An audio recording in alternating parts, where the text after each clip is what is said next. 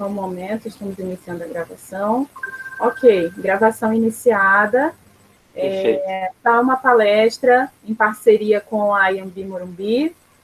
Temos aqui hoje a professora Nara. Muito obrigada, professora. Muito obrigada, Fábio, por sempre nos auxiliar aqui em relação às palestras. Professora Nara sempre muito disposta a nos ajudar, ver a necessidade específica da nossa escola. Já quero iniciar esse momento agradecendo muitíssimo a professora, aos alunos que aqui estão, muito obrigada, estou vendo aqui muitos alunos.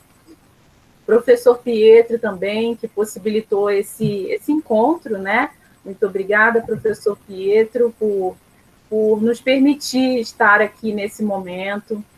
Queremos iniciar essa gravação aqui informando a todos que assistirão, que é uma palestra sobre redação, como fazer uma boa redação no Enem. E hoje é terça-feira, dia 14/7, e essa é a unidade da Escola Isaac Newton, da Vila Matilde, ok? Então, agora sim, iniciada, as apresentações feitas, com a professora Nara, a palavra.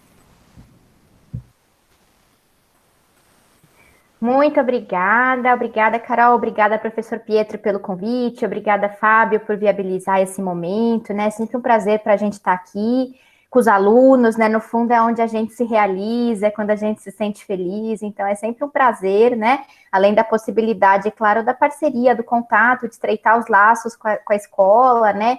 Que é sempre muito importante. Agradeço também os alunos que estão aqui, olha, a sala cheia, né?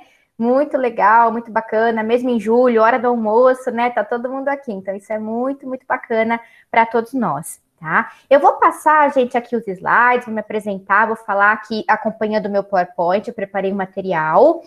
E aí, né, eu acho que os alunos podem ficar à vontade para usar o chat para fazerem as perguntas, tanto quanto possível eu tento responder as perguntas, viu, gente? À medida que elas cheguem, para não passar muito, mas como eu tenho que minimizar e maximizar a tela, às vezes eu não consigo responder de imediato, mas eu sempre dou umas pausas aqui no slide, olho se tem questões, volto para o slide, tá bom? Então eu tento ir respondendo, se alguma ficar pelo caminho, eu peço desculpas, no final eu respondo as perguntas que faltarem ou que não derem tempo de responder, tá bem? Então, caso eu não responda alguma pergunta, podem fazer novamente no final.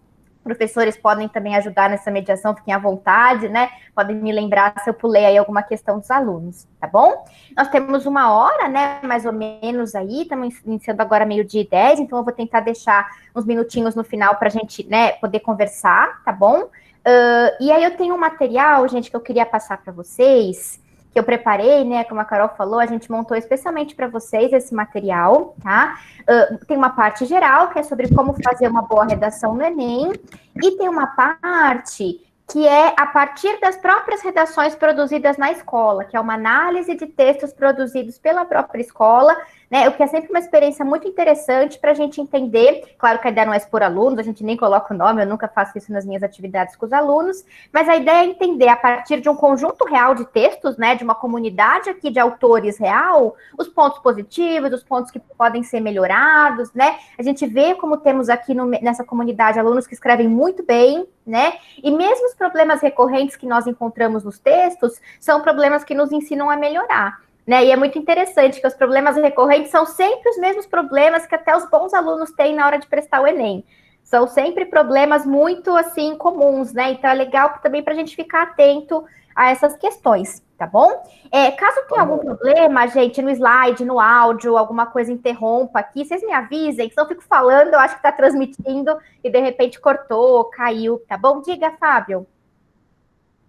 Ô, Nara, só queria dar um toque para os alunos, aproveitar aqui antes de você iniciar, que eu vou colocar um link de avaliação e sugestões aqui no chat.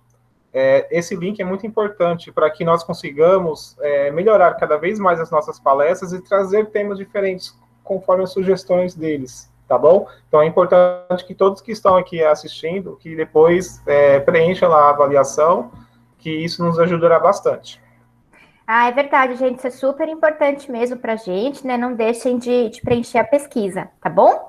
Então, olha só, gente, eu queria começar, eu sei que aqui nós temos alunos de 2º ano, não é? e de terceiro ano. Eu sei que todos vocês já produziram textos no formato do Enem, já produziram textos dissertativos argumentativos, já estão familiarizados com a estrutura, então isso é muito bom, porque a gente pode ter uma conversa mais aprofundada, tá? De qualquer forma, se surgir alguma dúvida, alguma questão, não importa qual seja, perguntem aqui no chat, no final podem, né, todo mundo pode abrir o microfone, acho, a gente pode conversar, tá bom? Então, né, só para me apresentar rapidamente, para não ficar assim, né, tão, quem é essa pessoa? Meu nome é Nara, como, né, os professores aí apresentaram, eu sou professora da Embi Morumbi. Lá na Embi Morumbi eu dou aula nos cursos de comunicação, né, eu sou mestre e doutora em comunicação pela USP, e aí lá na Embi eu dou aula nos cursos de comunicação, principalmente em jornalismo, né, mas também te dou algumas matérias em outros cursos, cinema, rádio e TV, publicidade e propaganda, relações públicas, né? Que são todos cursos dentro desta área aí de comunicação. Dou aula em cursinho de redação já há alguns anos. Então, trabalho, né, entre todas essas atividades com produção textual já, né, enfim, ao longo de toda a minha carreira. Queria começar, gente, relembrando com vocês que como a ideia dessa palestra um pouquinho aqui hoje, né, é pensar estratégias para fazer um bom texto, estratégias para melhorar o nosso texto, né, identificar pontos positivos em redações reais e pontos de fragilidade em redações reais. É sempre importante a gente analisar, entender, né, considerar, ter em mente, relembrar aquilo que o Enem espera da gente, ou seja, quais as competências que o Enem avalia nas nossas redações. Imagino que vocês estejam familiarizados em alguma medida, os de terceiro ano provavelmente mais que os de segundo, né?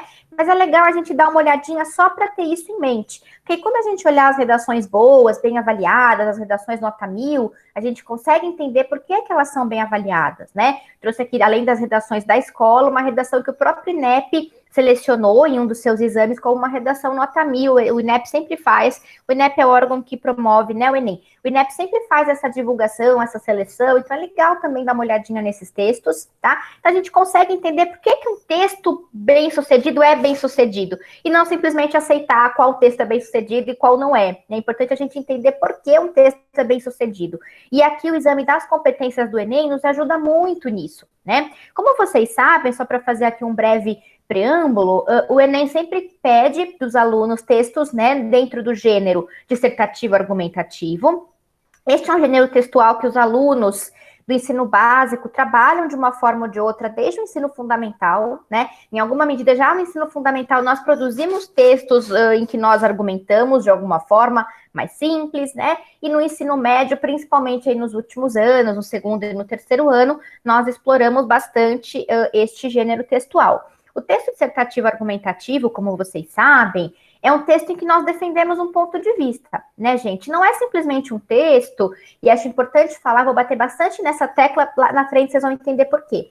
É importante a gente ter em mente que o texto dissertativo argumentativo não é simplesmente um texto em que nós dissertamos, ou seja, em que nós abordamos um tema e apresentamos ideias, apresentamos informações, né? Isto seria um texto mais dissertativo expositivo, não é? Um texto em que nós expomos ideias, expomos questões, eventualmente expomos ali diferentes pontos de vista, mas não defendemos uma perspectiva.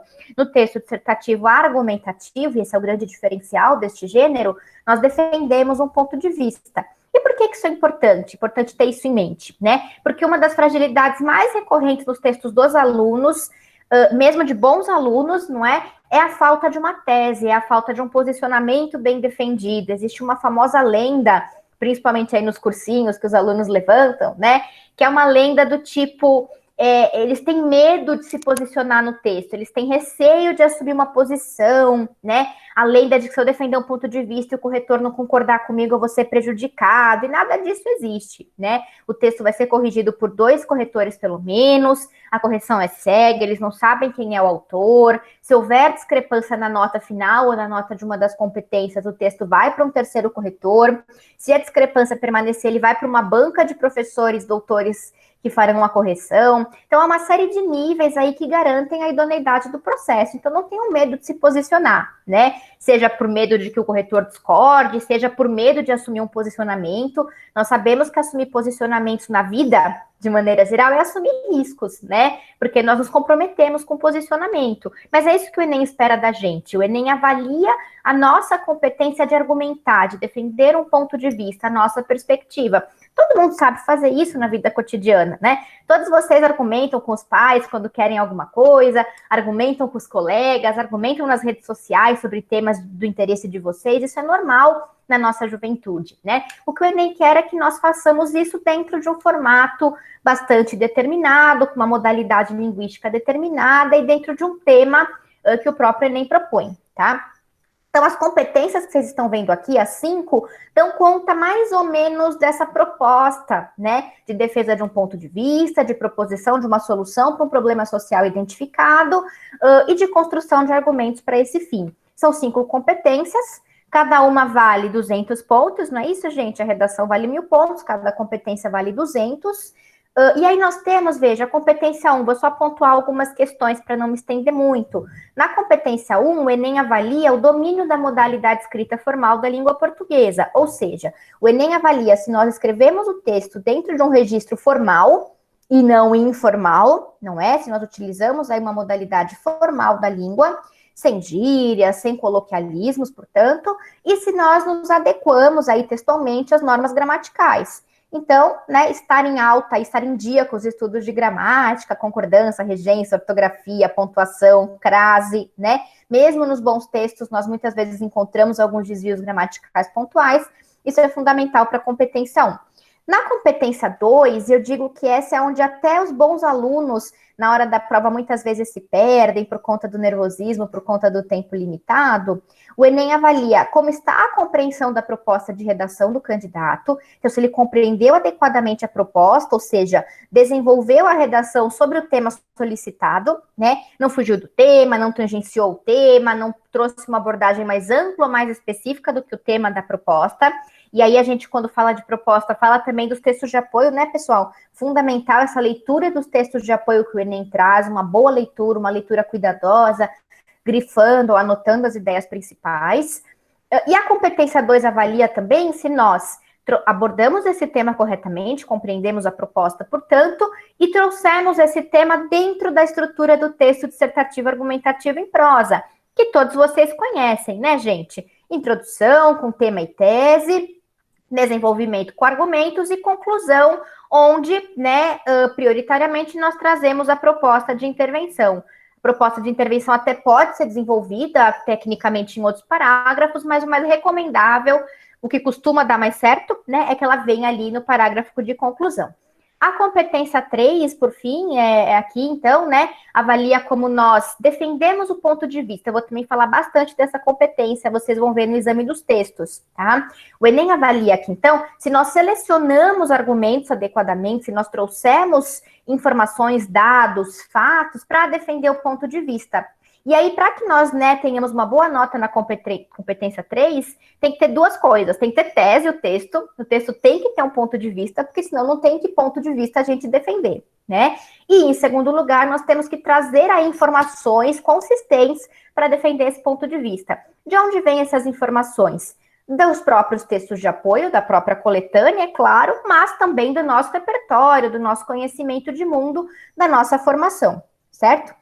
Competência 4 avalia os mecanismos linguísticos para a construção da argumentação, basicamente é onde o Enem nos avalia em termos de coesão textual, de costura dos parágrafos, né? O que é a coesão textual? É essa habilidade, essa competência de costurar um parágrafo no outro, né? E quando a gente fala costurar um parágrafo no outro, a gente quer dizer que um parágrafo novo tem sempre que retomar algo do anterior e se conectar a ele, acrescentando informações novas. Ele não pode simplesmente repetir, porque senão o texto é redundante, o texto não progride em direção a uma conclusão, e ele não pode também ter quebras bruscas, não é? De assunto, um parágrafo ali se coloca em relação ao outro sem ter um conectivo que faz essa costura. Então, basicamente, é isso aqui que o Enem avalia, né? Os mecanismos linguísticos propriamente para construir a argumentação.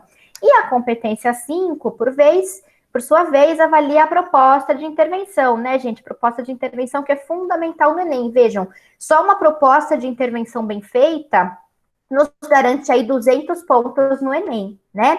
Então, a partir dessas competências, antes, né, já para a gente entrar aí na análise de textos, que acho que é o momento mais rico para a gente debater e conversar, eu gostaria de destacar 4 pilares. né? Os 4 pilares que eu sempre recomendo para os meus alunos como os pilares de uma boa redação no Enem, né?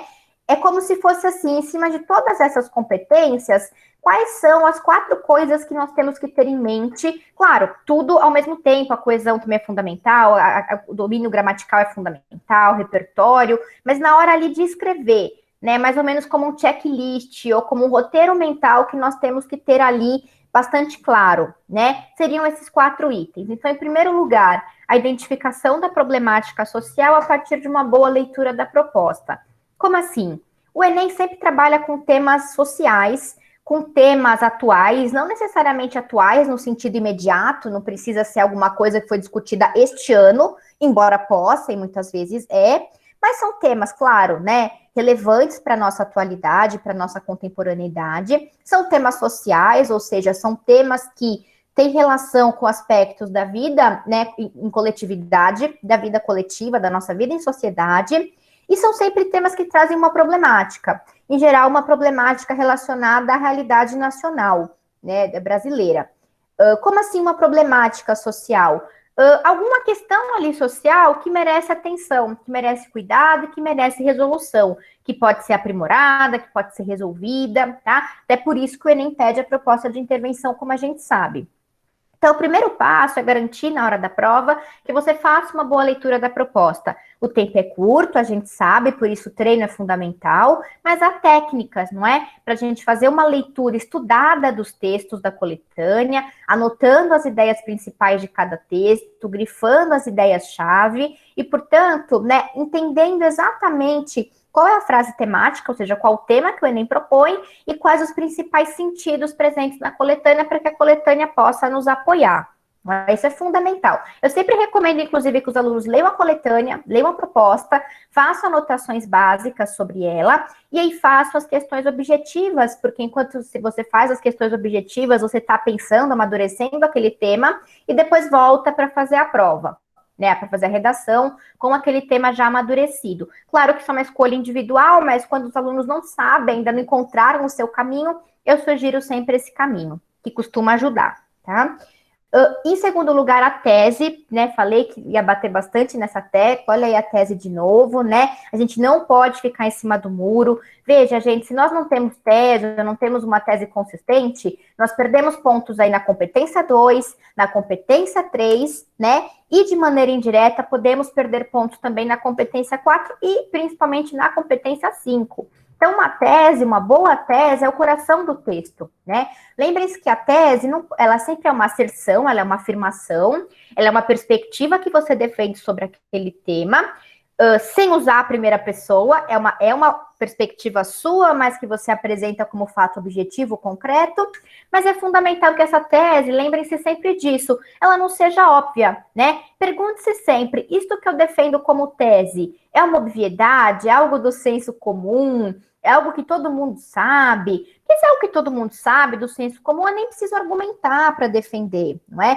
Então pensem nisso, é uma tese que requer aqui um certo esforço argumentativo para convencer o meu interlocutor, então esta é uma boa tese, né? Claro, ninguém espera que vocês façam uma tese de doutorado, né? Um texto de 30 linhas, mas não pode ser simplesmente uma tese óbvia, né? O céu é azul, né? A água é molhada, tem que sair uma tese que requer alguma reflexão, né? Bons caminhos para pensar em tese são sempre apontar a causa de um problema. A causa de um problema pode ser a sua tese. Você pode afirmar ali ao que se deve um problema social complexo, como o racismo, por exemplo. Isso é uma tese, né? Uma proposta de solução para este problema pode ser uma tese. Não é? Pensem que aí, se você propõe ali como tese um caminho de solução, você já deixa um gancho para sua proposta de intervenção ser retomada na conclusão, não é? Então, todos esses são caminhos possíveis para uma tese. Uma alusão histórica pode ser uma tese também, tá? A construção aí de uma analogia entre um fato atual e um fato histórico pode funcionar como tese. Há muitos caminhos possíveis. O importante é que ela não seja uma tese que simplesmente repita o óbvio, tá bom? Direitos humanos, a gente sabe que este é o grande guia ético do Enem. O Enem espera que nós nos posicionemos a favor dos direitos humanos. Como que nós fazemos isso? De duas maneiras, não é? Em primeiro lugar, não violando os direitos humanos, então fundamental, quando a gente fala em direitos humanos, são muitos direitos, né? É a Declaração Universal dos Direitos Humanos da ONU que guia esse documento que guia aqui o Enem. Mas, de maneira bastante sintética, né, a gente poderia dizer que esses direitos, de maneira mais aqui sucinta, dizem respeito ao direito à vida, ao direito à igualdade e ao direito à liberdade e ao direito à dignidade humana. Então, nós não podemos, de maneira arbitrária, ferir, por exemplo, a dignidade humana, ferir o direito à vida, não é? Ferir o direito à igualdade humana. E, claro, né, dentro também dos limites da nossa Constituição Federal. São 2 documentos aí que, obviamente, estão como pano de fundo do Enem. Então, cuidado, né? Muitos alunos erram a redação, que ferem os direitos humanos, principalmente na proposta de intervenção, não é? É o momento mais arriscado, né? Os alunos, às vezes, defendem aí propostas radicais, propostas inconstitucionais e podem zerar o texto, tá?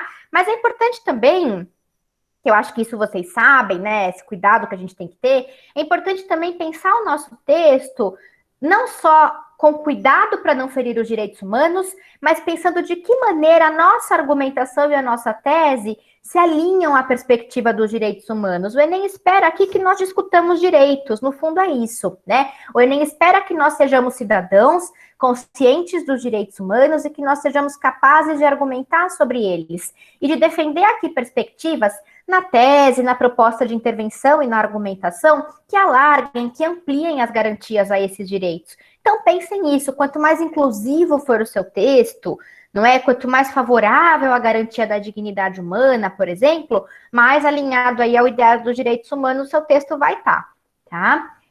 E aí o quarto item aqui desses pilares é a proposta de intervenção, né, gente? Proposta de intervenção fundamental para o Enem, eu sei que vocês estudaram bastante aí, né, com o professor. Só lembrando, então, que a proposta tem que ser eficiente e viável. Eficiente porque ela tem que ter a ver com aquele problema. É muito comum o aluno trazer uma proposta que muitas vezes resolve vários problemas, mas não especificamente aquele que foi discutido. Vamos ver num exemplo daqui a pouquinho, tá? Que isso aconteceu.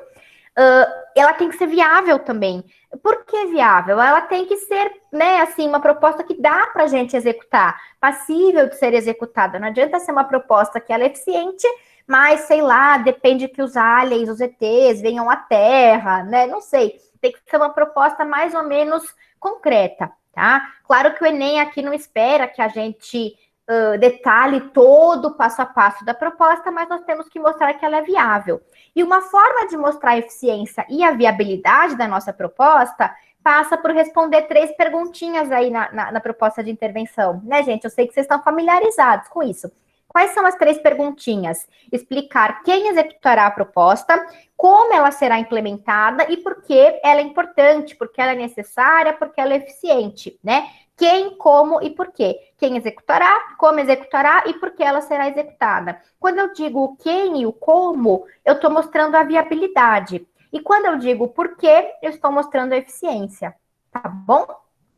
Antes de entrar nos textos de vocês, eu sempre, né, trago um texto aqui, nota 1000, que o próprio INEP selecionou. Eu queria mostrar aqui, não vou me estender mais do que 5 minutinhos, uma redação nota 1000 do Enem. Por quê? Porque quando a gente for examinar alguns exemplos, claro que não são todos os textos do colégio, né, gente? Quem dera, a gente não tem tanto tempo assim, mas a gente tem aqui uma pequena amostra de textos produzidos pelo colégio de vocês, e quando a gente for olhar esses textos, os textos acima da média, os textos que estão bem legais, e os textos que, né, merecem ali uma atenção para que possam ser melhorados, o exame da redação nota 1000 aqui do Enem, anteriormente, nos ajuda a entender, é um parâmetro, né? Por que os textos bem avaliados estão bem avaliados? Porque eles têm muitos elementos em comum com uma redação nota 1000 do Enem. E por que os textos que deixam um pouquinho a desejar precisam de atenção, precisam de cuidado? Porque há diferenças em relação aqui à redação nota 1000 do Enem, tá bom? Então, eu trouxe, gente, uma redação, um exemplo de redação do Enem dessa proposta do Enem 2014. Não sei se vocês já viram essa proposta, se vocês estão familiarizados com ela, né? Em 2014, o Enem trouxe como tema a publicidade infantil em questão no Brasil. Então, eu até recomendo a vocês, não dá tempo de eu ler a proposta inteira, analisar com vocês, porque aí seria também outra atividade, né? A ideia aqui é mais mostrar os textos propriamente ditos, mas eu recomendo que vocês deem uma olhadinha, tá bom? Peguem depois, quando acabar a palestra, busquem aí no Google essa proposta de redação do Enem. Ela é bem legal, né? E ela é bem interessante, por quê? Porque ela é uma proposta bem típica do Enem. Ela fala da realidade nacional, ela trata de um tema atual, né? No caso, ela atua até hoje, mas em 2014 estava super em alta esse tema, porque havia acontecido um debate na sociedade a partir de uma resolução do CONANDA, que é o Conselho Nacional dos Direitos das Crianças e dos Adolescentes. O CONANDA tinha emitido uma resolução, né, questionando a publicidade infantil, defendendo que a publicidade infantil fosse reduzida, porque, afinal de contas, ela influencia as crianças, que são seres ainda em formação. As empresas de mídia, de publicidade, de produtos infantis, claro que não gostaram, né, se posicionaram contra essa resolução, defenderam a autorregulamentação, ou seja, que as próprias empresas de mídia e de publicidade se regulamentem, ou seja, definam as próprias regras, que é o modelo atualmente em vigor para a regulamentação de publicidade no Brasil, também é um modelo adotado nos Estados Unidos, né? E aí nós tivemos esse grande debate em 2014. De um lado, as empresas de publicidade, de produtos infantis, de outro lado, o CONANDA, esse órgão, e outros aí, órgãos e militantes e defensores dos direitos da infância e da adolescência, claro, né? E aí o Enem trouxe esse tema. Tinha 3 textos de apoio, um falava um pouquinho desse debate, outro trazia um mapa com os modelos de regulamentação no mundo, né? E o outro texto, por fim, trazia uma reflexão sobre a importância do consumo crítico. Tá bem a carinha do Enem, né? Uma frase temática como essa, que mostra uma problemática social, identifiquem sempre essa frase na leitura, e aí um certo conjunto de textos de apoio, que normalmente varia entre 3, 4, às vezes 5 textos de apoio. Muito normal ter também um texto de apoio imagético verbal, né? Um infográfico, uma tabela, um gráfico aí entre esses textos de apoio, tá? E aí eu trouxe aqui, deixa eu avançar um slidezinho, eu já volto aqui. Esse texto aqui, que é o texto da Paula Lage Freire, eu não a conheço pessoalmente, conheço o texto dela.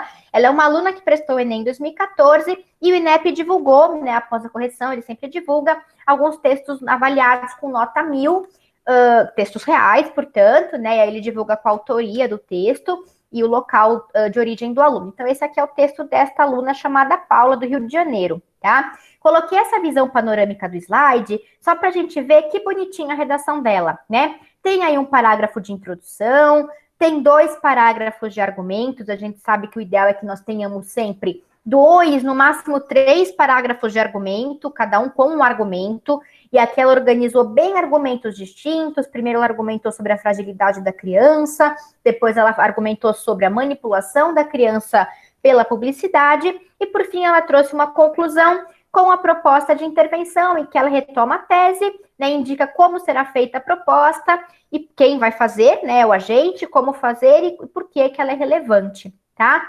Eu não vou ler o texto inteiro para poder priorizar os textos de vocês, mas só alguns aspectos aqui para que nós tenhamos em mente como parâmetro, tá? Do que é um texto nota 1000 segundo o INEP.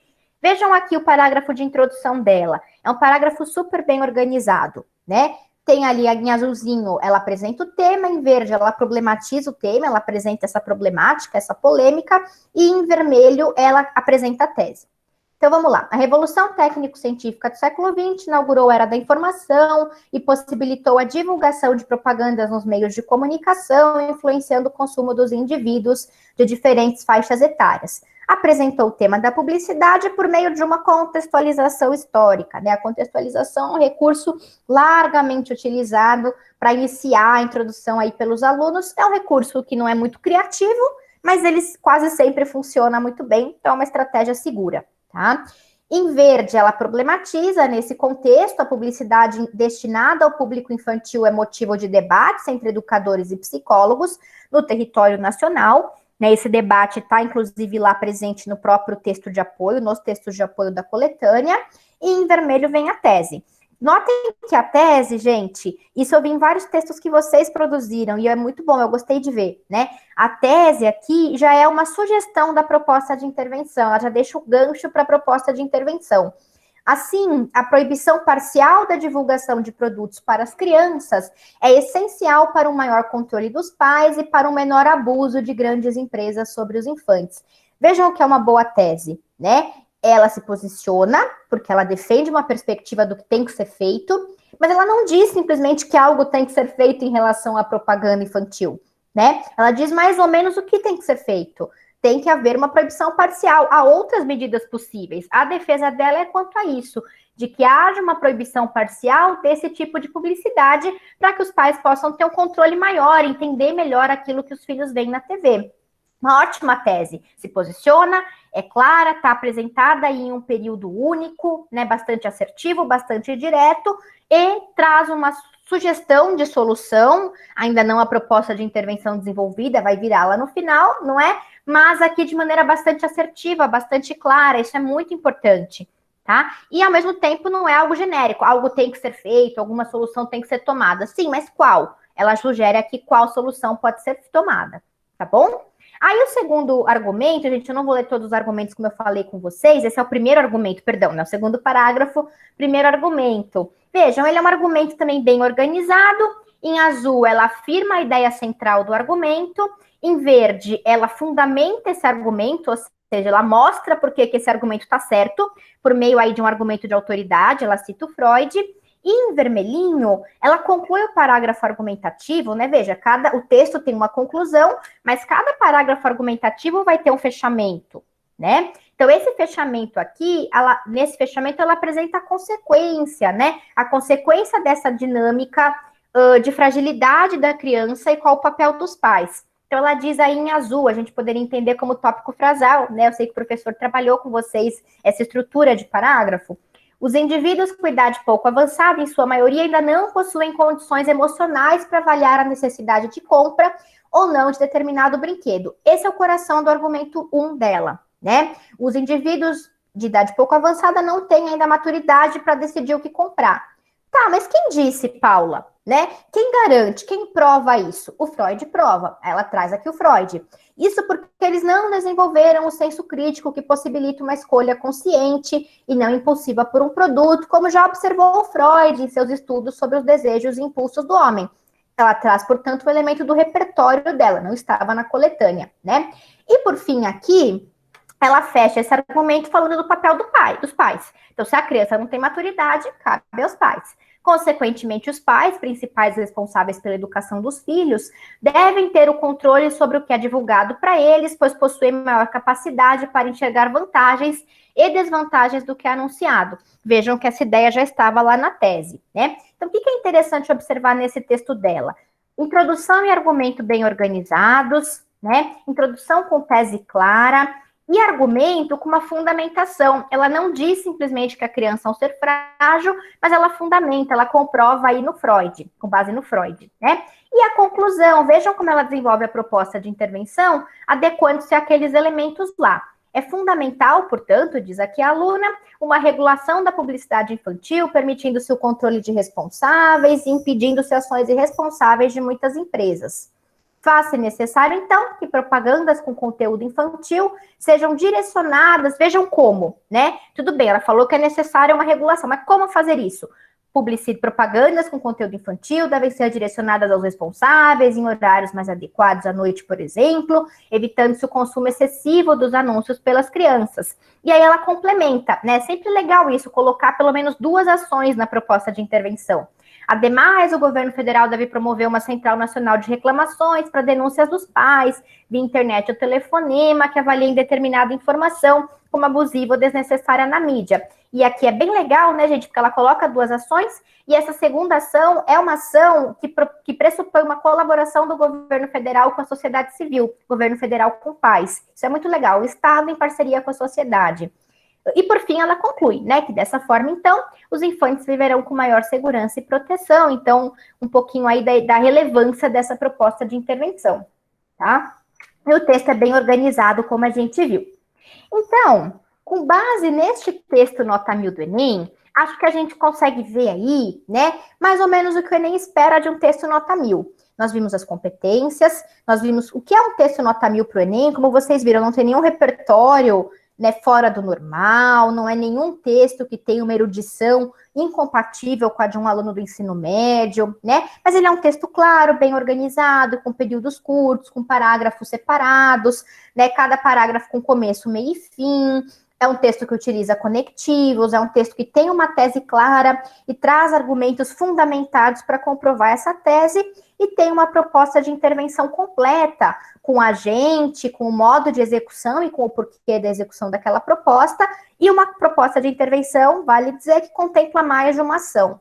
Então, esses são elementos que estão presentes numa redação nota 1000. Tá bom? Então, vamos olhar agora aqui uma pequena amostra de textos produzidos pela escola de vocês, tá? Primeiro eu vou falar de alguns textos que têm problemas recorrentes, são textos reais, feitos aí, atuais, né? Feitos aí pelos alunos, tá? Claro que eu não vou identificar nomes, a ideia não é expor ninguém, imagina, né? Mas é entender o que a gente pode melhorar nesses textos, tá? Para que a gente consiga chegar a um texto lá nota 1000. Como a gente viu agora há pouquinho o texto do Enem. É super possível, é uma questão de treino, só que para treinar a gente tem que entender onde a gente errou, não é? Refazer o texto, é sempre interessante o aluno refazer o texto, né? Em casa, ele pega o texto após a correção e refaz, reescreve, isso é bem importante, para que o próprio aluno entenda onde errou e como ele pode melhorar, tá? E fazer esse tipo de análise ajuda bastante também. Então vamos lá, olha só. Este é um texto, eu tenho 6 textos ao todo, 3 com problemas e 3 textos acima da média. Vamos ver se dá tempo de a gente comentar todos, tá? Mas eu vou, claro, não vou falar de tudo dos textos, porque os textos são muito ricos, a gente pode falar de muita coisa. Eu vou destacar alguns aspectos de cada texto, tá bom? Vou selecionar alguns aspectos aqui que eu preparei para vocês, que eu acho que são mais ricos para a gente prestar atenção. Então, vejamos, por exemplo, este texto aqui, é um texto 1, cujo tema foi a luta internacional contra o racismo. Eu tenho 2 temas aqui de redação, dentre as redações de vocês, tá? Primeira coisa que chama atenção nesse texto, e acho que todos vocês conseguem perceber, né, gente, é que ele é um texto escrito em parágrafo único, né? Isso de certa forma... Opa, acho que eu travei aqui, só um instante, gente. Travou aqui meu slide, eu queria passar, deu uma travadinha. Deixa eu colocar de novo, acho que aí dá mais certo. Mas então, vocês viram o texto, né? Esse texto 1 aqui que eu estou analisando com vocês, ele é um texto em parágrafo único, né? Então, essa é a primeira questão a qual nós deveríamos estar atentos. Vejam lá que a redação do Enem, nota 1000, é uma redação muito bem organizada, né? E essa é uma das principais características dela. Ela é uma redação que tem ali os parágrafos introdutórios e argumentativos bem divididos. Vocês estão vendo agora, gente, meu slide voltou aqui?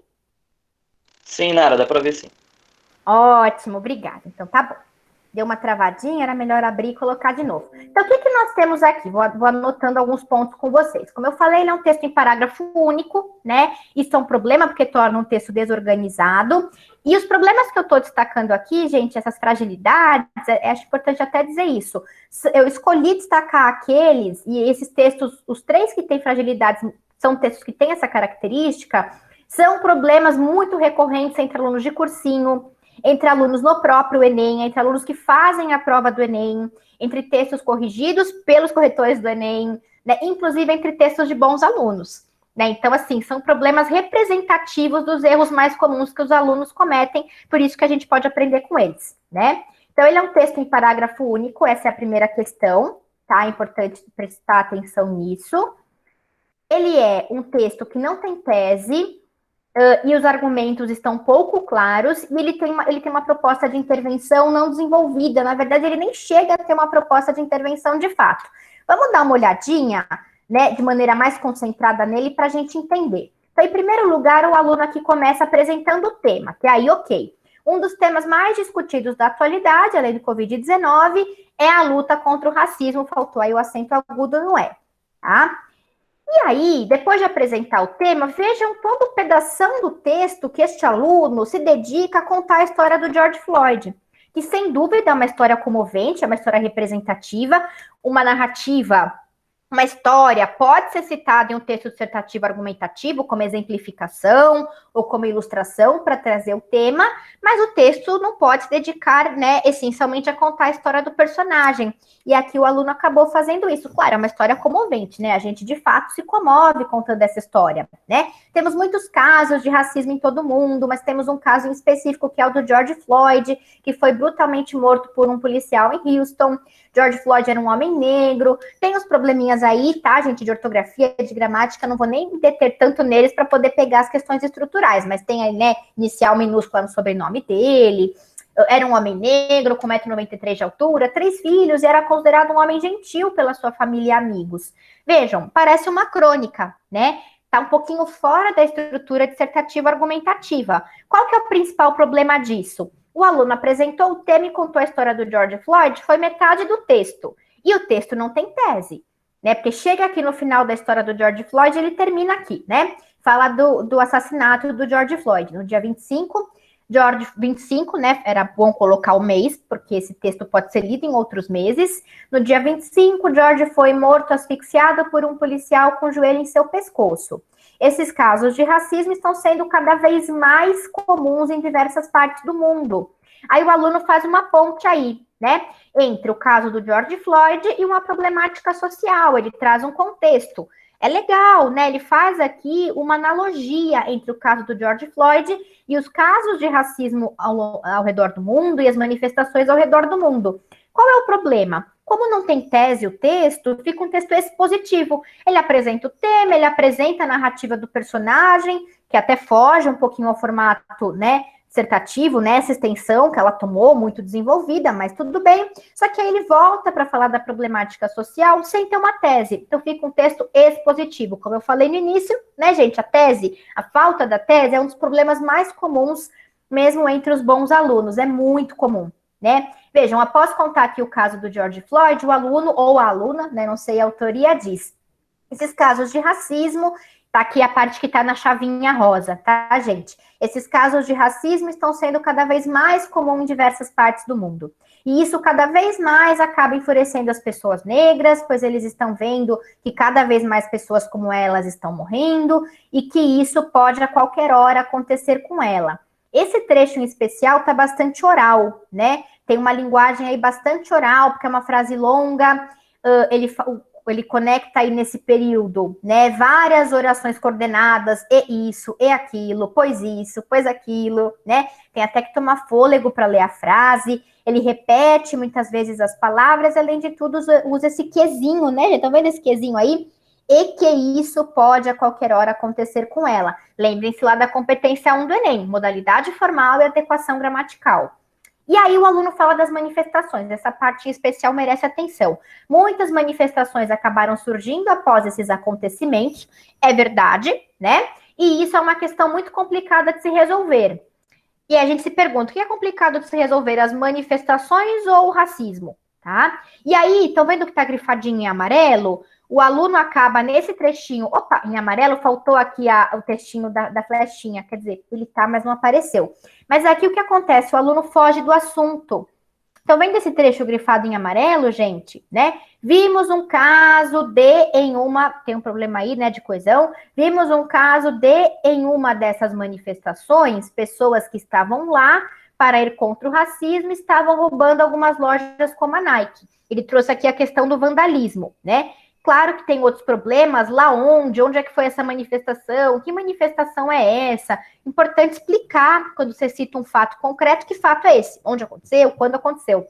Mas a principal questão aí que eu destaquei em amarelinho é que o aluno foge um pouquinho do tema. Uma coisa é discutir o racismo, outra coisa é discutir o vandalismo em manifestações. Pode ser trazido, claro, mas em outro tema de redação, tá bom? Que aí foge um pouquinho da linha de reflexão. E aí vem, gente, olha que interessante, na última chavinha vermelha, praticamente a gente pode dizer que a tese ou o ensaio da tese aparece só aí, né? Mas é muito tarde, porque é o final do texto, a tese tem que estar ao início. Isso é muito comum os alunos fazerem, trazem a tese só no final, muito mais comum do que vocês imaginam, acontece muito, né? Aí a tese vem no final, só que aí não dá tempo de desenvolvê-la direito, ela fica pouco consistente. E vejam, ela é uma tese do senso comum, né? O que o aluno ou a aluna diz aqui? Esse é um assunto muito complexo que deve ser resolvido. Poderia ser a proposta de intervenção, mas ele não diz quem resolve, como resolve, né? Por que resolve, então fica sem proposta de intervenção. Esse é um assunto complexo que deve ser resolvido, pois todos somos iguais.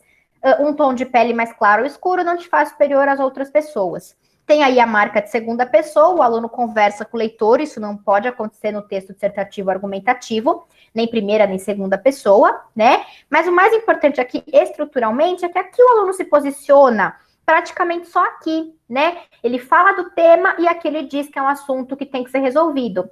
Mas aí ele fica no senso comum, quando ele diz que todos somos iguais, né? O tom de pele não faz ninguém superior. Claro, ninguém discorda disso, né? Assim, algumas pessoas até discordam hoje em dia, né? Tudo bem, mas assim, as pessoas sensatas não discordam disso, né? Mas assim, fica no senso comum, ele não vai além, né? Se ele jogasse lá para o início do texto esse trecho, construísse com mais consistência, ele teria uma tese e aí ele poderia argumentar. Tudo bem? Então, este problema, a ausência de tese ou a tese lá no final do texto e uma tese do senso comum é um dos problemas mais comuns que eu identifico, por isso que eu quis trazer esse texto aqui para vocês, tá? Esse é um outro texto sobre o mesmo tema, a luta internacional contra o racismo, também é um texto da escola de vocês. Batendo o olho, eu vou dar um zoom, eu sei que a legibilidade está ruim, tá? Mas batendo o olho assim, vocês já veem algumas diferenças em relação ao texto anterior, né? Primeiro que ele é um texto organizado em parágrafos, não é um texto de parágrafo único, como esse aqui. Então, já é um ponto positivo, né? Ele é organizado em parágrafos. Mas o que é que nós temos aqui de pontos fracos ainda para identificar? Queria perguntar para vocês onde é que está a tese. Vamos brincar de achar a tese. Vamos ver aqui os 3 primeiros parágrafos do texto, se a gente encontra a tese. O que o aluno faz aqui? Ele escreve assim: nos últimos dias, fomos surpreendidos com a violenta morte do cidadão americano, do cidadão americano, né? Tem uma palavrinha mais aí, George Floyd, que após uma abordagem policial foi covardemente asfixiado até a morte, né? Então ele traz aí uma contextualização bacana, né? O caso do George Floyd, bem interessante. E aí o segundo parágrafo, esse fato tomou repercussão internacional, esse porquê é junto, né, gente? Porque foi filmado por uma pessoa que não concordava com a situação. Na verdade, ele tomou repercussão internacional porque ele foi filmado, né? Então a gente não precisaria de colocar essa vírgula aí, poderia tirar a vírgula depois de internacional, tomou repercussão internacional porque foi filmado. Se a pessoa concordava ou não com a situação, nem é o mais importante. A repercussão está no fato dele ser filmado, né? Acho que isso é importante destacar. No mundo inteiro, todos os dias, muitos George Floyd são mortos violentamente pelo simples fato de serem negros, porém, longe das câmeras nada acontece. Veja, aqui a gente tem um ensaio de tese, né? Longe das câmeras nada acontece. Aqui ele começa a fazer uma crítica do tipo, as pessoas só se importam quando a violência é filmada. Mas essa frase, que é muito curtinha, fica perdida ali no segundo parágrafo, né? Ele volta no terceiro parágrafo a dar dados de contexto. Recentemente aconteceram também atos racistas no esporte, em várias partes do mundo, em que atletas eram agredidos com atitudes racistas, do tipo imitar sons de macacos e jogar bananas. Então, assim, o contexto tá muito bom. Fala do George Floyd, né? Fala da questão da filmagem, fala do esporte, mas cadê a tese? Né? Não tem exatamente uma tese. A gente até entende que a crítica que o aluno quis fazer aqui, provavelmente foi a crítica ao fato de as pessoas só se importarem quando a violência é filmada, é televisionada. Legal, né? Importante, é uma tese boa. Só que ela não está desenvolvida como tese. Ela está perdida lá no meio do segundo parágrafo, né? Então, o ideal aqui era juntar tudo em um parágrafo só, sintetizando, dar um pouquinho desse panorama dos atos racistas e terminar com a tese na forma de um período único, bem direto, bem assertivo, tá? Vamos ver aqui, eu dividi em 2 partes esse texto. 3 primeiros parágrafos, então, falta uma tese bem desenvolvida. E aí ele passa para a segunda metade do texto. Percebam que sem uma tese clara, o texto se perde, ele tende a se perder, né? Tende a ficar um texto, como a gente falou, expositivo. Então, de novo, a ausência de tese é um dos problemas mais comuns e mais graves e que vocês têm que tomar mais cuidado, né? Vejam aqui o que acontece no restante do texto quando este texto não tem tese. E vejam, esse é um texto bem escrito, no geral, tem problemas gramaticais, mas ele tem até uma redação boa, ele tem um repertório legal, né? O problema aqui é muito mais estrutural. Vejam o que o aluno diz aqui. Assim como a escravidão, que terminou há pouco, esse A com H, né, gente? Há pouco mais de 100 anos, com a criação de leis rigorosas que a proibiram, essa crase aí não existe. É necessária a adoção de medidas urgentes que criem leis sérias e rigorosas que punam toda espécie de racismo, seja pela cor da pele, sexo, religião, origem ou classe social. Então, o aluno praticamente pulou da contextualização do tema, que está aqui nos 3 primeiros parágrafos, para a proposta de intervenção. Ele não argumentou de fato para provar que a tese está clara, até porque não tem uma tese de fato, né, gente? Só que essa proposta de intervenção, a criação de leis que punam o racismo, As leis já existem, o problema não está exatamente na criação das leis. Tudo bem, ele pode até dizer que tem que ser criadas outras leis, mas então no que essas leis têm que ser diferentes das leis que existem? Percebe um pouquinho? A proposta de intervenção tem que ser mais bem explicada. Aí ele vai justificar essa proposta. Afinal de contas, na fila de transfusão de sangue, na doação de órgãos, não há como saber a origem do sangue ou do órgão recebido, apenas que é vermelho, igual de todos os seres humanos. De novo, né, a ideia da igualdade entre as raças, do universalismo, de que somos todos iguais, que pode até ser citado, mas é algo do senso comum, né? E a gente sabe que o racismo existe justamente porque há uma diferença marcada socialmente. Não genética, não biológica, mas socialmente as pessoas negras, vocês já viram aquela charge? Nascem com um alvinho, né? O alvo de tiro ao alvo. Então existe uma diferença marcada, né? Nós temos que discutir como combater essa diferença e não simplesmente dizer que somos todos iguais. Claro que somos, né? Mas as pessoas não sabem disso. Né? Na teoria sabem, mas na prática essa diferenciação está colocada. Tá? Então fica aqui de novo no senso comum na coisa da igualdade, né? E de novo o senso comum aqui, não há raça melhor nem pior, não há ser humano melhor nem pior, somos todos iguais, somos todos seres humanos, né? Então a gente poderia dizer que ali onde ele fala da proposta de intervenção, talvez esteja a tese dele, né? Ou esteja a proposta de intervenção, porque é onde ele se posiciona, mas fica vaga. Que leis são essas, né? E fica fora de lugar, tinha que ter vindo antes, tá? Cuidado aqui, né? Vocês falam aqui, o aluno fala aqui do racismo, toda espécie de racismo, seja pela cor da pele, sexo, religião, origem ou classe social. Racismo diz respeito à raça, né? E não sexo, não diferenciação por religião, não diferenciação por origem necessariamente, nem classe social, né? Então, se o texto é sobre racismo, é sobre um tipo de preconceito de raça e não sobre outros tipos de preconceito. Precisão conceitual aqui é fundamental, né? E aqui, como eu falei em azulzinho, um argumento do senso comum, que é esse de que somos todos iguais, mas ele fica ali um pouquinho perdido, porque o texto não tem uma tese clara, ela tá aqui meio vaga, mas ela tinha que estar antes. Né? Então, se posicionar no início do texto é a chave aqui, tá? E no final, gente, tem aqui uma citação do Nelson Mandela, que é boa. Veja, não tem repertório, ele trouxe o Nelson Mandela, muito legal, né? Bem bacana, e poderia ser usado ao longo do texto, até para fundamentar essa questão da igualdade, né? Para mostrar o quanto o racismo é inaceitável, Nelson Mandela, né, melhor do que qualquer outra fonte aqui, qualquer outra citação. Mas está só no fim do texto, né? Não está conectado, não está com conectivos, é uma citação solta, né? O aluno aqui deveria usar um conectivo para ligar com o argumento, para fundamentar um argumento, né? A citação assim solta prejudica a própria argumentação, porque não está ligada a nenhum argumento essa citação, e prejudica a própria coesão textual, né? Mas, de novo, é um equívoco muito comum. Estou destacando apenas os equívocos muito comuns, né? E aí o texto acaba ficando sem conclusão e uma proposta de intervenção que não é desenvolvida. Na verdade, ela é meio jogada ali e não é desenvolvida de fato, tá? Mais um texto, gente, com alguns probleminhas, algumas fragilidades. Já estamos chegando aos textos bons, que é o momento mais feliz. Né? E os textos bons são muito bons, isso que é legal. Esse texto 3 é sobre o tema racismo no Brasil, então um tema um pouco mais simples, né? Um pouco mais amplo, tá? Vejam que interessante, gente. Ele é um texto dividido por parágrafos, né? Ó que legal. E os parágrafos têm a estrutura correta. Ele tem um parágrafo de introdução que traz a contextualização do racismo no Brasil. Ele tem dois parágrafos de desenvolvimento que trazem aí argumentos. Inclusive, o aluno aqui cita dados, né? E ele tem aí uma conclusão com uma proposta de intervenção, tá? Opa, peraí que eu me perdi aqui.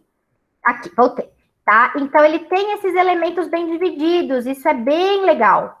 Tá? Introdução com desenvolvimento com conclusão. Mesmo sendo um texto que tem fragilidades, ele se adequou bem à estrutura, isso é um ponto positivo, tá? Agora, o que nós temos aqui na introdução e no desenvolvimento? Eu vou grifar em amarelinho, porque os principais problemas desse texto, vejam, não são tanto estruturais, a estruturação até tá ok. São problemas de coesão e de adequação à norma culta da língua portuguesa, tá? E a tese também tá um pouquinho jogada, vamos ver por quê. Então, vamos ver aqui a introdução e o desenvolvimento. Primeiro, eu li a introdução.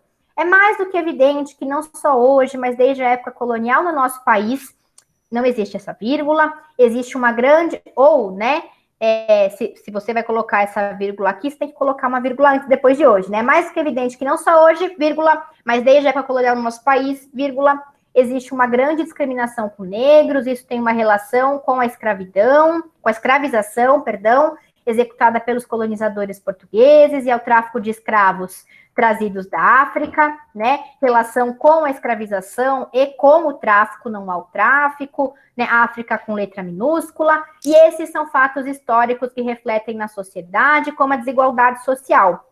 Desigualdade social é algo muito amplo, né? Quando a gente fala do racismo, a gente está falando de um tipo específico de desigualdade. Vejam também como este período longo, gente, que eu li com vocês, ele é imenso. Esse primeiro período, ele é imenso, tem que tomar fôlego para ler, né? Ele tem vários es e várias vírgulas, daria para quebrar em 2 ou 3 períodos menores. E aí vem a tese. É imprescindível que esta questão não passe despercebido. Tem um probleminha de concordância, despercebida, né? Mas o que eu queria destacar aqui é que, veja, embora tenha introdução, tenha contextualização, até tem ali uma frasezinha que representa a tese, essa tese está um pouquinho vaga, né? Ou seja, que perspectiva de fato a gente pode desenvolver aí sobre o racismo? Claro que ela não pode passar despercebida essa questão, né? Mas e daí? O que nós defendemos? Como nós combatemos? Quais são as causas? Quais são as consequências, né? Essa frasezinha que está como tese poderia ser a problematização do tema e, na sequência, vir uma tese, né? Como que a gente faz para não passar despercebido, então? Né? Quais são as causas desse problema? Ele até falou aqui um pouquinho da escravização, né? Mas daria para relacionar melhor numa tese, tá? E aí vem os argumentos. É interessante que o aluno ou a aluna sabe o que argumentar, porque trouxe dados do IBGE, dados de diferença salarial, mas veja, há diversos probleminhas aqui de coesão ou de clareza. Vou ler com vocês. Basta analisar o passado e os fatos presentes para se observar que hoje há uma grande desigualdade social no Brasil entre negros e brancos, né? Essa vírgula não é necessária, e ele também repete de novo desigualdade social. Vejam, acabou de falar desigualdade social, repetiu de novo aqui desigualdade social, né?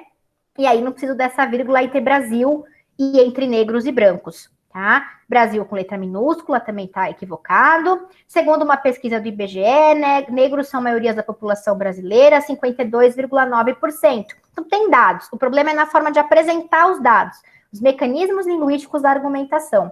Porém, essa população ganha menos da média do país, que é de R$ 1.012,25, enquanto os brancos têm uma renda média de R$ 1.334,30.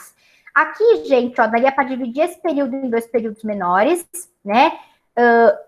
Para se observar, basta analisar o passado dos fatos presentes, para se observar que há hoje uma grande desigualdade social no Brasil entre negros e brancos, ponto. Segundo uma pesquisa do IBGE, negros são a maioria da população brasileira, ponto, né? Porém, essa população ganha menos da média do país, que é de papapá, ela traz os dados. Essa situação ainda é uma realidade no país, é redundante, ele já mostrou que é uma realidade, já trouxe os dados, né? Pois para conseguirem espaço no mercado de trabalho, se submetem a essa desigualdade. Eu coloquei aqui quem conseguirem espaço, né? A gente entende que são as pessoas negras, pelo sentido do texto, mas o sujeito da frase fica confuso.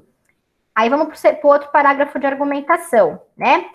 Além disso, as desigualdades sociais estão presentes também na educação. Então, o primeiro parágrafo, ele falou mais da desigualdade salarial, e aqui ele vai falar da desigualdade na educação. Legal, tem 2 ideias boas aqui nos argumentos, né? Primeiro, fundamenta o racismo no Brasil, do ponto da desigualdade salarial, e depois da desigualdade na educação.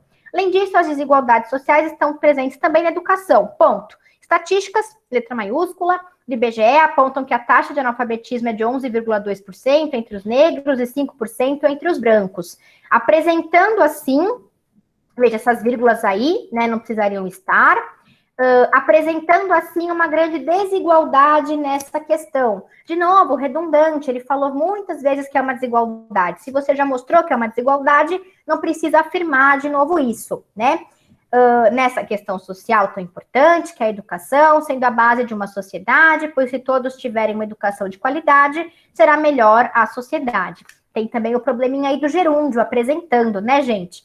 Ao invés de usar o gerúndio, o ideal seria ter aí um conectivo, né, e utilizar um verbo não na forma nominal, tá? Então, ele tem argumentos até interessantes. O argumento 1, a desigualdade de renda, o argumento 2, a desigualdade de acesso à educação, porém, estão apresentados de uma forma pouco clara. E aí vem a conclusão, né? Sendo assim, cabe ao governo federal aplicar medidas que ajudem a melhorar na assistência social para a população. Isso é muito amplo. Nós estamos falando de uma questão de raça, então nós precisamos de medidas direcionadas à população negra e não à população em geral, tá? E aí ele vai falar quais são essas medidas, né? Mas vejam que elas são muito amplas.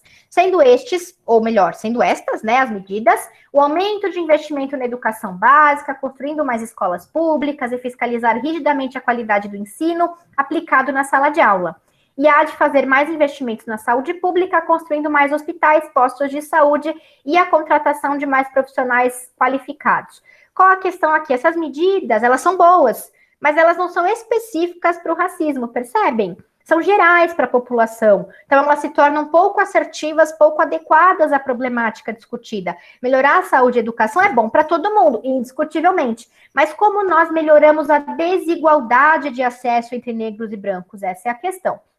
E também a criação de um instituto para fiscalizar a diferença salarial entre brancos e negros. Aí tá certo, aí fala da diferença racial, né, da desigualdade racial, mas como fazer isso? Faltou, né? Quem vai criar esse instituto e como ele vai funcionar, tá bom?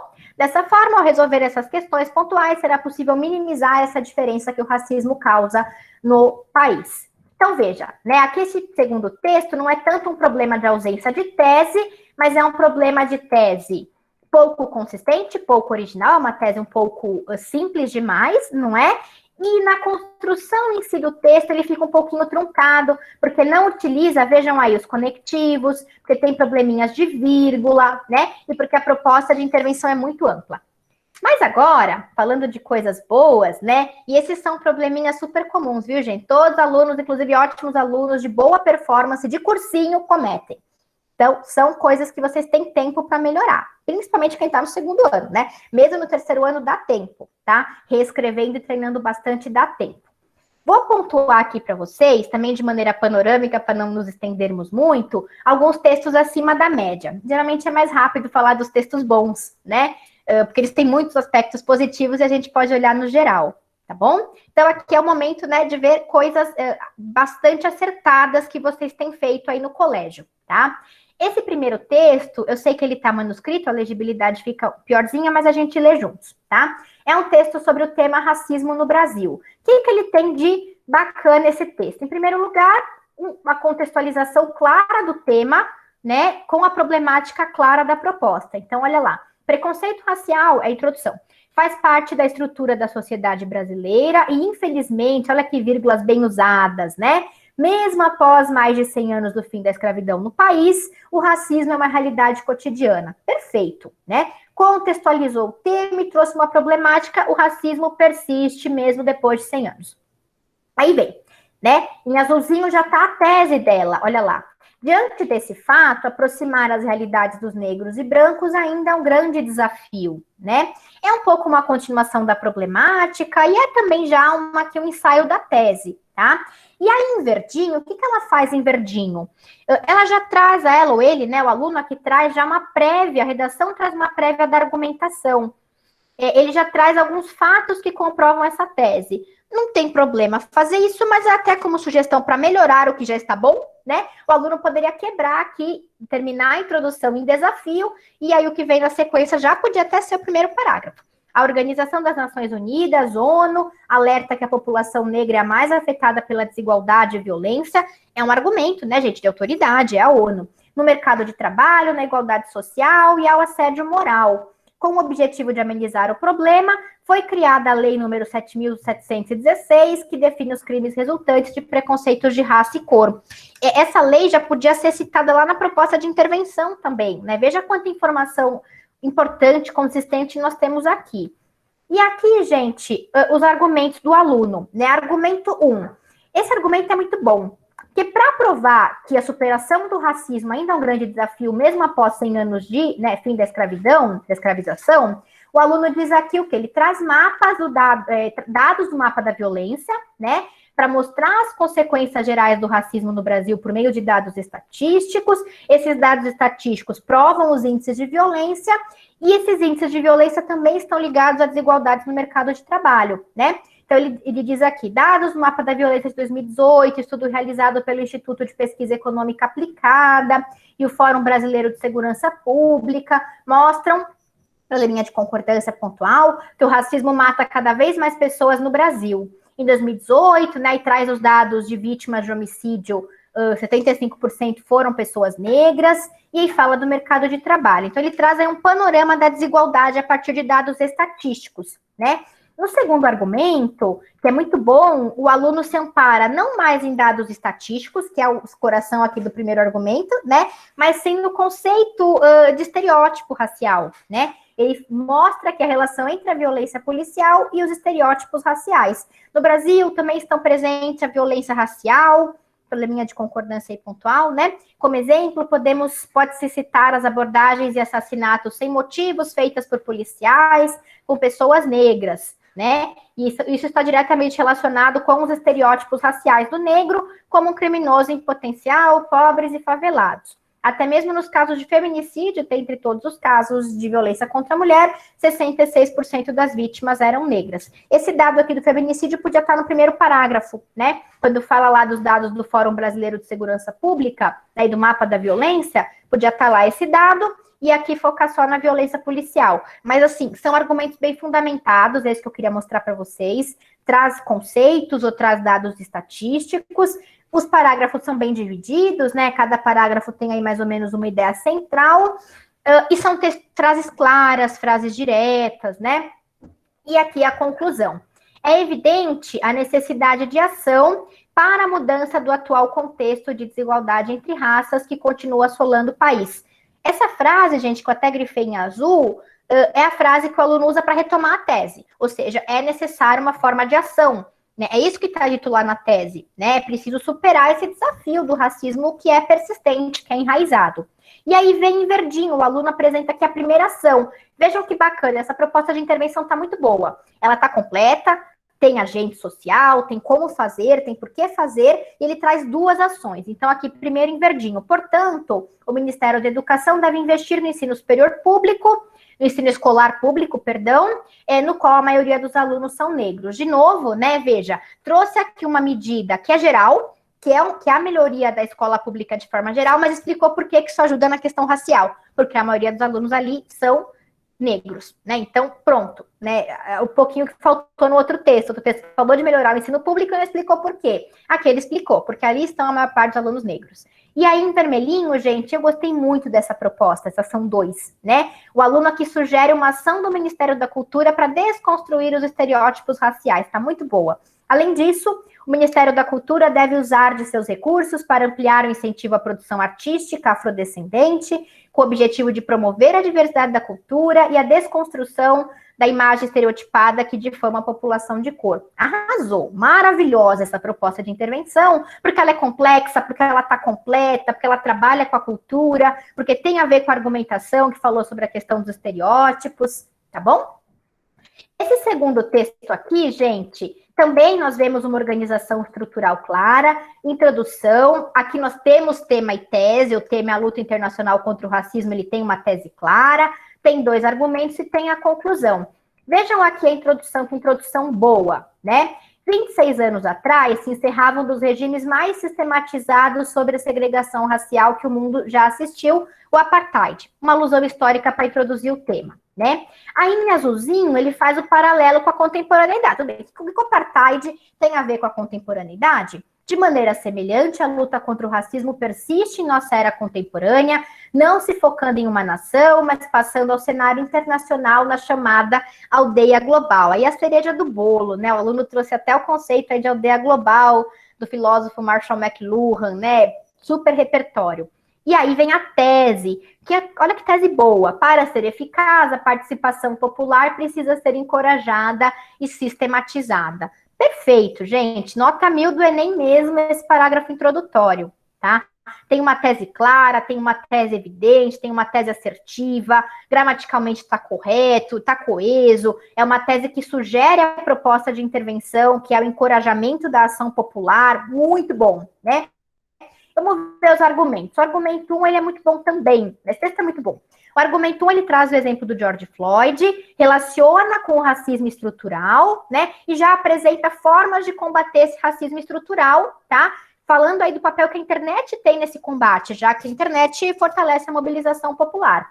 A recente onda de protestos mundiais, impulsionadas pela... Tenho só um probleminha de concordância aí, né? Protestos mundiais, impulsionada ou impulsionados pela morte de George Floyd, é reflexo do dito fenômeno do racismo estrutural, herança de regimes como o supracitado, né? O apartheid.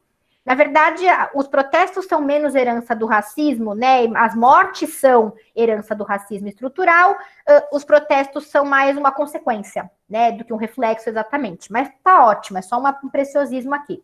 A participação da massa é mais relevante do que nunca, porque com o advento da internet, olha que vírgulas boas, né? Esta ganhou um poder de transformação e influência enormes, esta a massa.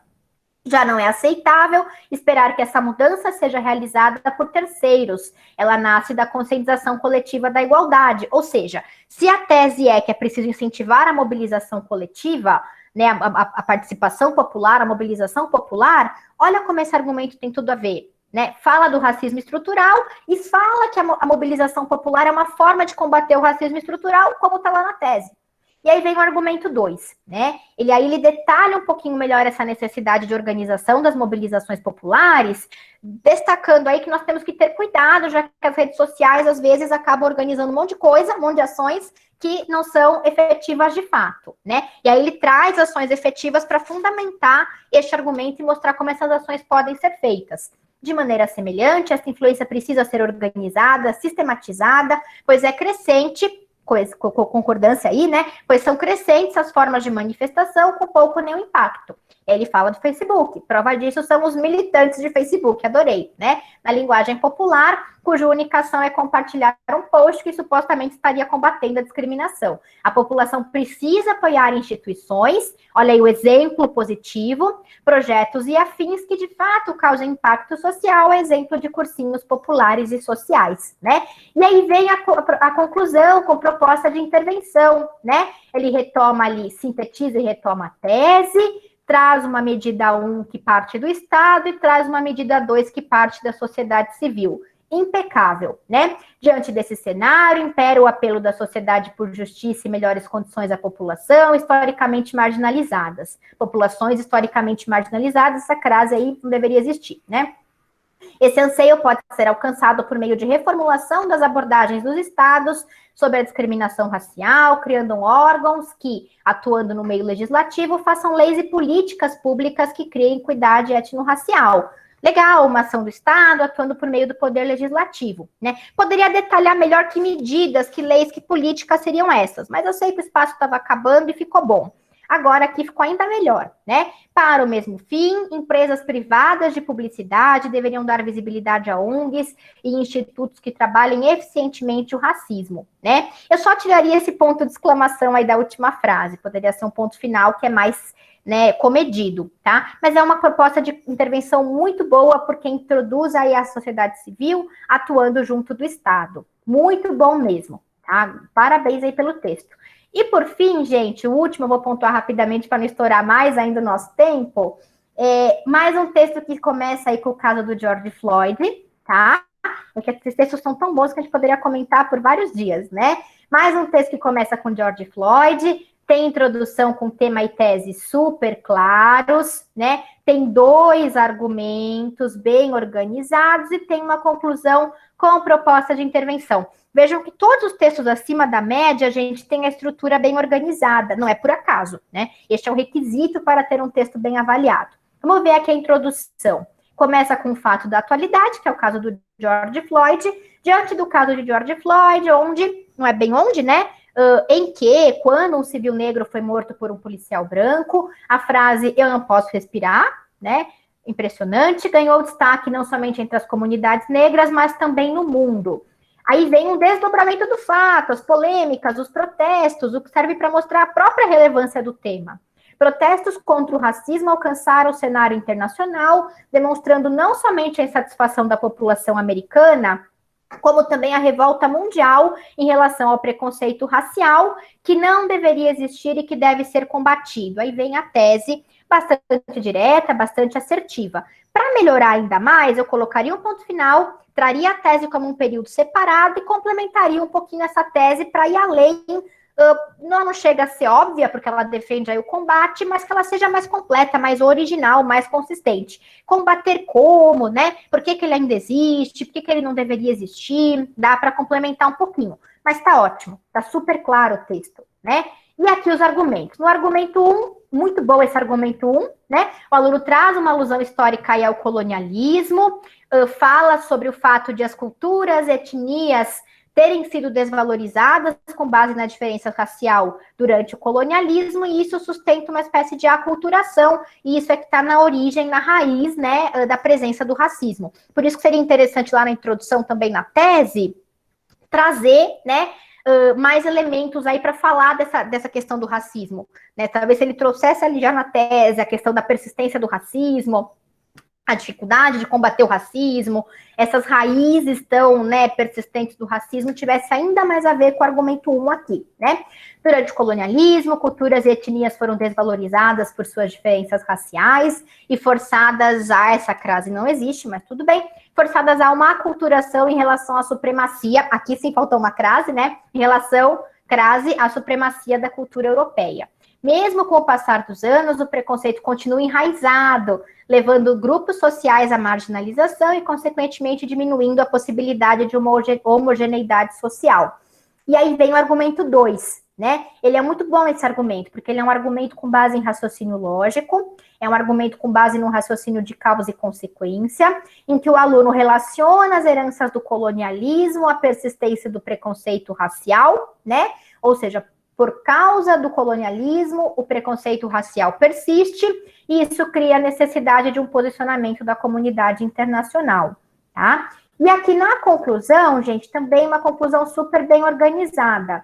Com isso, né, vejam aí o conectivo que conecta a conclusão ao restante do texto. Com isso, destaca essa necessidade de uma mudança de paradigmas diante das práticas racistas, viabilizando justiça aos que sofrem por suas diferenças raciais. Né, o aluno aqui sintetiza e retoma a tese, né?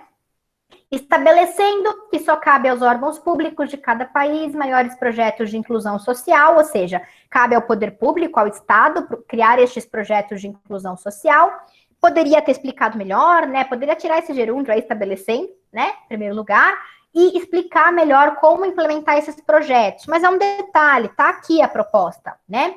E a população, né, estabelecendo que cabe à população a exigência de seus direitos, respeitando seus deveres, é uma ação da sociedade civil para que o mundo possa usufruir da igualdade, vivendo a diversidade racial sem rejeitá-la. Eu gostei, né? É muito comum quando a gente defende o fim da desigualdade racial, a gente acabar defendendo o apagamento da diversidade racial. E não pode ser assim, tem que acabar a desigualdade valorizando a diversidade, é claro, até porque o apagamento da diversidade é uma das causas da desigualdade, né? Então, essa conclusão ela é muito boa, porque ela articula medidas do poder público com medidas da sociedade civil. De novo, poderia estar mais detalhado, né? O aluno poderia trazer mais detalhes, explicar como fazer, né? Um passo a passo, mas, no geral, está bem construído.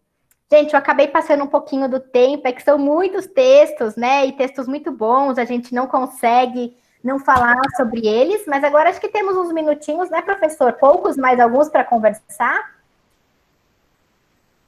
Temos uma pergunta lá na área. Do Vinícius. Quais são as melhores fontes de informação para ter uma boa base para formar uma boa tese?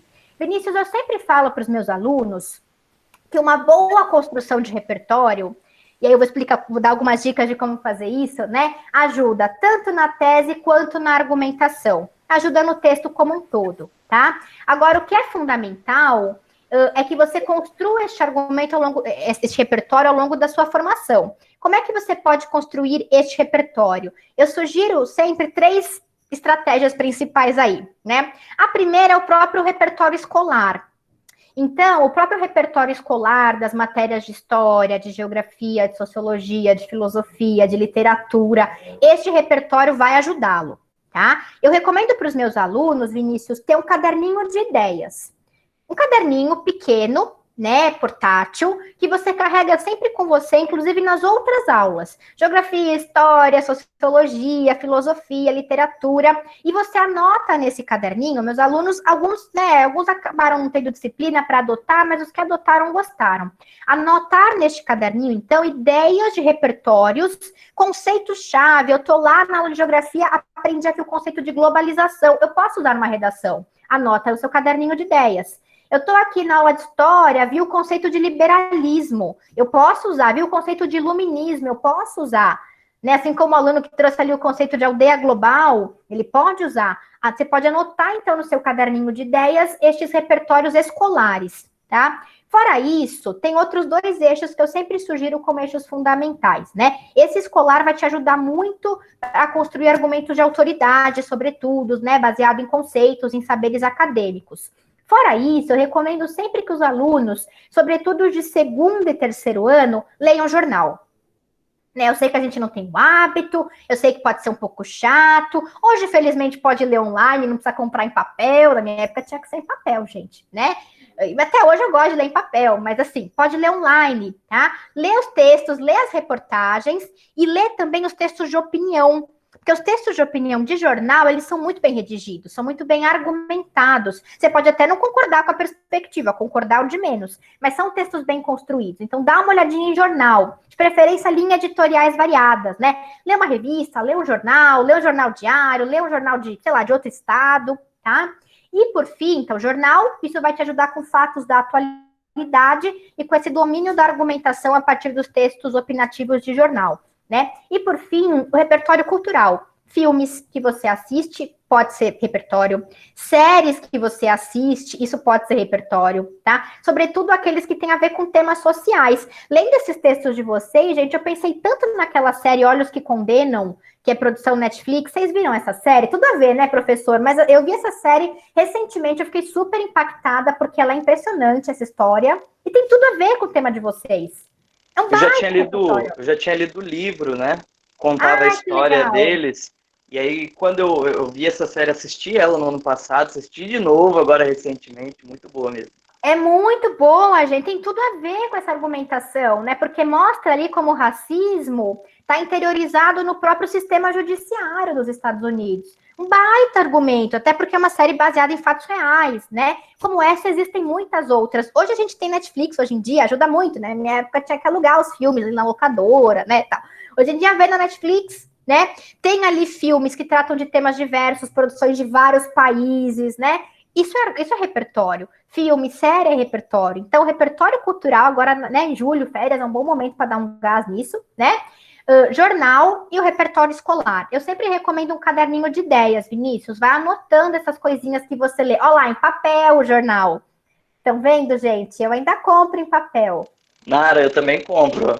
Falando em racismo, antes de passar para eles, eu tinha visto que tem um artigo que saiu no Estadão do vice-presidente da República, né? Ele escreveu um artigo que falava sobre opinião e princípios, eu tenho certeza que você também ficou sabendo, e aí eu passei para eles, né?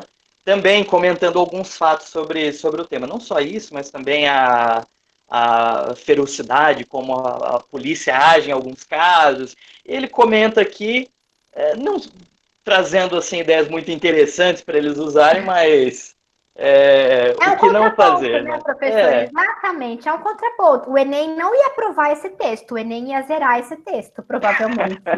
Ele não ia passar no Enem, né? Mas é bom a gente conhecer também, né, gente? Saber. E, em geral, quando você pega ali, somente os editoriais de jornal, os artigos de articulistas fixos, são textos muito bem redigidos, né, professor?